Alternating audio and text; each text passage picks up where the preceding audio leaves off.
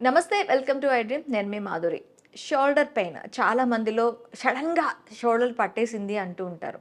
ఆ తర్వాత కొన్ని యాక్సిడెంట్స్‌లో కూడా ఈ షోల్డర్ పెయిన్స్ మనం చూస్తూ ఉంటాం. అసలు షోల్డర్ పెయిన్స్ ఎన్ని రకాలు? ఆ షోల్డర్ పెయిన్స్ ఎందుకొస్తాయి? డీటెయిల్‌గా చెప్పడానికి మనతో పాటు ఉన్నారు డాక్టర్ మనోజ్, ఆర్థోపెడిషియన్. తనని అడిగి డీటెయిల్‌గా తెలుసుకుందాం. Hello sir. Hello. Shoulder pain ఇది మనకి ఆహ్, హ్మ్, ఏజ్‌తో వచ్చేవైతే ఓకే. యాక్సిడెంట్‌లో వచ్చేవైతే ఓకే. సడెన్‌గా పట్టేసింది అని చెప్పి అంటుంటారు. ఇదేంటి డాక్టర్? అంటే ఈ షోల్డర్ పెయిన్స్‌లో మెయిన్‌గా మనకి ఎన్ని రకాల పెయిన్స్ ఉంటాయి? షోల్డర్ పెయిన్స్‌లో యంగ్ ఏజ్‌లో పీపుల్‌లో, ఓల్డ్ హ్మ్. ఏజ్ పీపుల్‌లో 2 రకాలుగా వస్తుంది.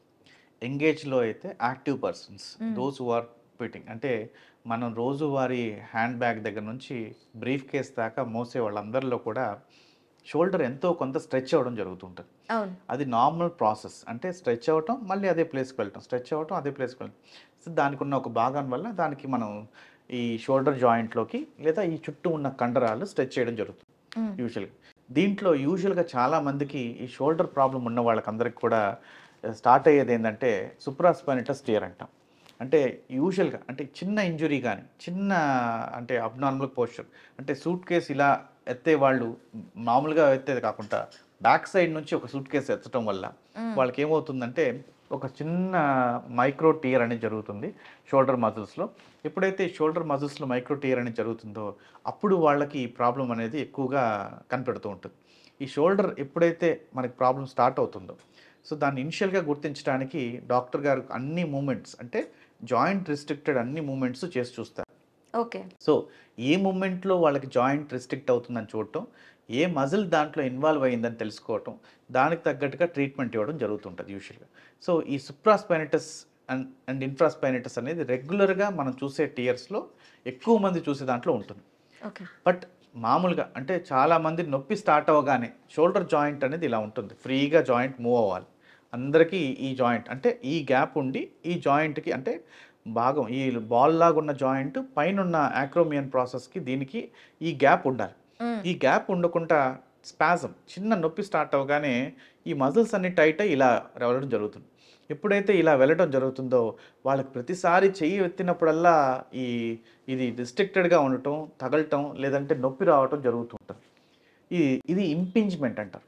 అంటే ఈ ఎప్పుడైతే తగులుతుందో ఇక్కడున్న కండరాలు గాని, ఇక్కడున్న కండరాలు గాని 2 నలుగుతూ ఉంటాయి యాక్చువల్‌గా. హ్మ్. ఈ నలగటం వల్ల వచ్చేదే ఈ సుప్రాస్పైనటస్ టియర్. ఓకే. ఇది ముందుగా గమనించి దానికి ముందుగా ట్రీట్మెంట్ తీసుకోవటం వల్ల ఈ టియర్ అనేది కూడా ఆపొచ్చు మనం. హ్మ్. అంటే సుప్రాస్పైనటస్ టియర్ అనేది ఆపొచ్చు. యూజువల్‌గా అటు సైడ్ పడుకోకపోవటం, హ్మ్. అటు సైడ్ బరువెత్తకుండా ఉండటం వల్ల ఈ షోల్డర్ ప్రాబ్లమ్స్ అనేటివి చాలా వరకు మనం రిస్ట్రిక్ట్ చేసినోళ్ళవుతాం. ఇనిషియల్‌గా పెయిన్ వచ్చిన వాళ్ళకి.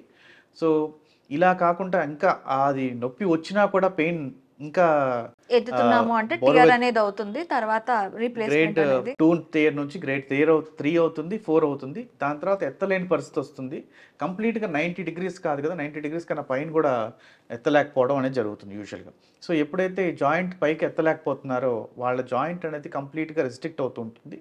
కొన్ని రోజుల తర్వాత కంప్లీట్‌గా ఫ్రోజన్ షోల్డర్ అవుతుంటుంది. ఓకే. సో, ఈ ఫ్రోజన్ షోల్డర్ అవ్వటానికి గల కారణం కూడా రిపీటెడ్‌గా ఉన్న పెయిన్స్. హ్మ్. చాలా రోజులుగా మనకు పెయిన్స్ ఉన్నాయి. మనం ఆ పని చేయట్లేదు. దీనివల్ల ఏమవుతుందంటే ఇంకా రిస్ట్రిక్ట్ అవ్వడం జరుగుతుంది. ఓకే. ఇదే ఫ్రోజన్ షోల్డరు షుగర్ పేషెంట్స్‌లో అయితే ఇంకా ఎక్కువ ఉంటుంది. జాయింట్ రిస్ట్రిక్షన్ ఎక్కువ చేస్తుంది. ఎక్కువ స్పాజమ్స్ కాజ్ చేస్తుంది. బోన్స్‌ని వీక్‌నెస్ చేస్తుంది. షోల్డర్ పెయిన్స్‌లో వల్ల వాళ్ళు అవసరానికి తగ్గట్టుగా చిన్న చిన్న పనులు కూడా హ్మ్. మాకొచ్చే వాళ్ళలో ఎక్కువ మంది వుమెన్‌లో అయితే తల వేసుకోలేకపోతుందని డాక్టర్ గారు అంటారు. అండ్ డ్రెస్ వేసుకోవడానికి కూడా కష్టంగా ఉంది. బ్యాక్ హుక్ పెట్టుకోవడానికి కూడా కష్టంగా ఉందని అంటుంటారు. ఇదే మేల్స్‌లో అయితే ఒక సూట్ కేస్ మొయ్యాలన్నా కష్టంగా ఉంది. ఇటు సైడ్ తిరిగి పడుకోవాలన్నా కూడా కష్టంగా ఉందని అంటుంటారు.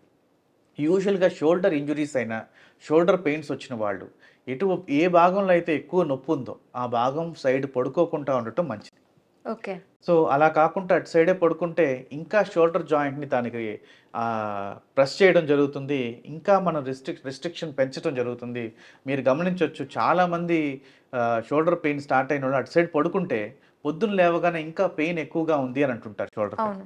సో, దీనికి కారణం కూడా ఈ షోల్డర్‌లో జరిగే ఇంజ్యూరీస్ కానీ, షోల్డర్‌లో జరిగే ప్రాబ్లమ్స్ కానీ. దీన్ని ఇనిషియల్‌గా గుర్తించగలిగితే ఈ షోల్డర్ ప్రాబ్లమ్ గానీ, ఈ రిస్ట్రిక్షన్ గానీ చాలా ఎర్లీగా హీల్ చేసుకోవచ్చు. అండ్ ఈ ఆర్థరైటిక్ చేంజెస్ కానీ లేదా డయాబెటీస్ ఉన్న వాళ్ళు తొందరగా, అంటే ఎంత తొందరగా దాని ట్రీట్మెంట్ చేసుకోగలరో అంత తొందరగా రెస్ట్రిక్షన్ కూడా ఫ్రీ అవుతుంది. Okay doctor. Thank you very much.